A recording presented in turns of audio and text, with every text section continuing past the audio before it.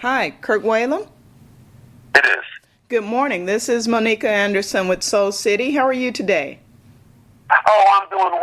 I appreciate that. Thank you. So sorry for the hold up. Can you hold on one quick second? I sure can. Hold on.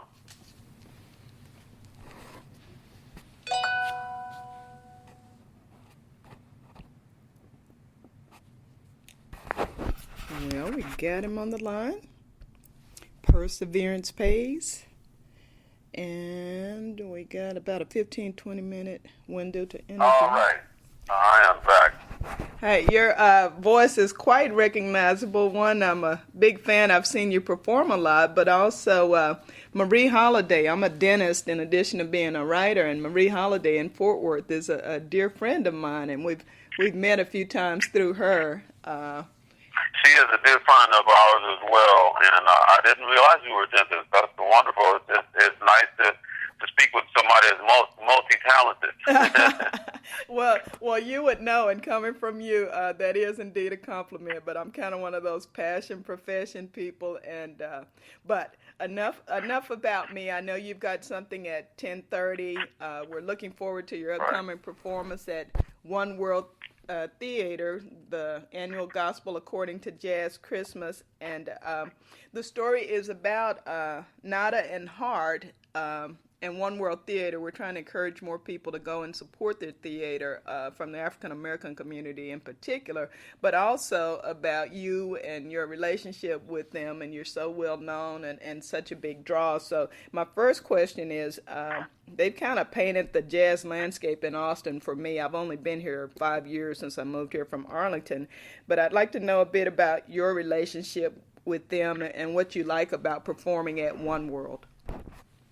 That's a great question, and it is a singularly unique venue, not just in Texas but in the country, because of the way that they value the art and music, and they approach it from a standpoint of championing and presenting art that should be heard as opposed to you know, as opposed to pop culture that should be exploited. And God bless the people who are on the ladder of train, but for me, it's a special place in my heart for people who, as an artist, yes, I'm a minister too, but as an Yes. artist, I have a special place in my heart for people who um, are about empowering people with special gifts, and I guess with something of value to share, empowering those people to share that, and really they serve as a very unique connecting point for an audience, a quick a growing audience that is hungry to experience something off the beaten path. Exactly, and it is very much off the beaten path, and I think a lot of people unfortunately don't know about it because it's off the beaten path, not like the oasis that used to be in downtown Fort Worth where you couldn't miss it, but we're going to do our best to get them on that path. Now, how are you going to top? Last year's concert was awesome with your brother and Keiko Matsui and Amber. How are you going to top that this year? What can we expect? I appreciate that, and you're right. It was really special, and hopefully each year will be unique like that. But I guarantee you, we are gonna be all about topping it because we have this year my brother is back and with a vengeance, and Oh, good. also I'm sorry. I just said, oh, good. I didn't see him when I was looking up the details about the concert. So I'm a big Kevin fan, so I'm happy to hear that. Yeah, he's really great, and I'm a huge fan of his. But to add to that, we have the great Gerald Albright, and who again is in his own right is just one of those iconic musicians where people associate him with the instrument. Like you want to hear the instrument played well, then here's a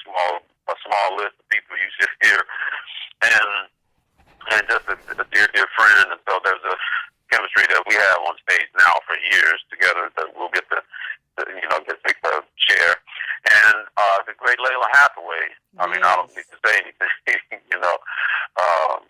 It's one again, it's singular. In her gift and her approach to singing. There's the great John Stoddard, who has a brand new Christmas album that I was fortunate to play on that will absolutely make some noise, called Only on Christmas Day.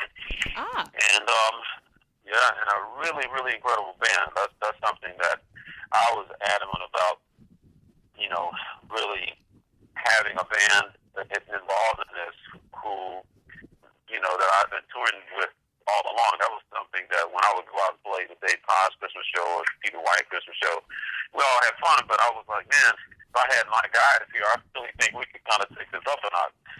And so that's what we did. That's one of the main objectives. Do it this way, instead of say do it my way, is to have the guys that I know would bring a level of not only passion for Jesus the Christ, the birthday boy, but also, also for in terms of virtuosity, a certain level of virtuosity on stage. And it does make a difference, just like anything else, when you've been working to people rather than just, it's nice to have local performers, but it makes such a great difference when you've got a chemistry and relationship with folks, and when they share your faith, of course, which I can't imagine you'd have anyone who didn't.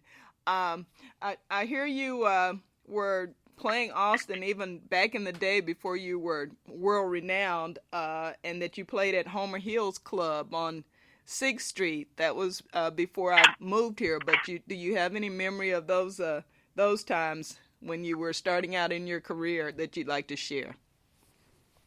Oh man, I sure do. And of course, that the idea of being world renowned is always kind of it's a mixed bag. People who are into this kind of music, many of them know who I am, but there's a ton of people who don't know who I am. But you're right. I'm a long way from where I started. And where I started was right there, first in Houston, and then right there on 6th Street. And it was a tremendously important, area for me and formative, and just trying to figure things out and experimenting and all of that. So I'm really grateful for 6th Street and those memories, and they are vivid in my mind, believe me. Oh, that's exciting to hear. I think 6th Street is vivid in a lot of people's mind, whether they perform there or not. I think it's probably hazy in a lot of people's minds because, there was a lot of libation and in that area.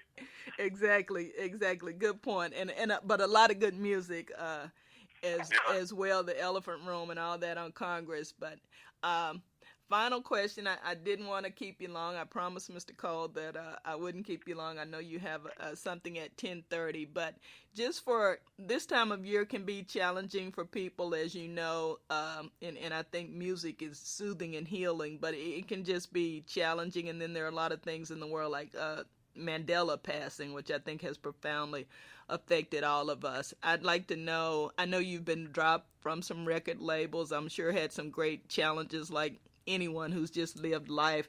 I'd like to know how you deal with adversity, or what you recommend for others who might be going through challenges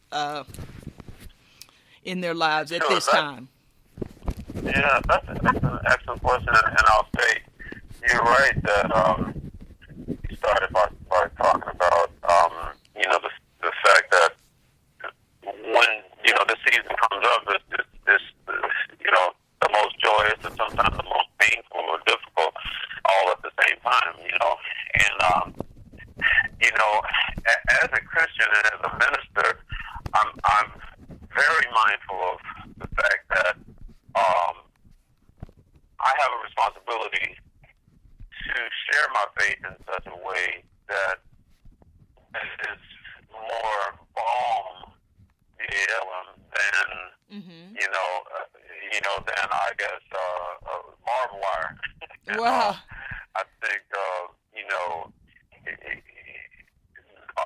this particular tour, Gospel According to Jazz Christmas, is really about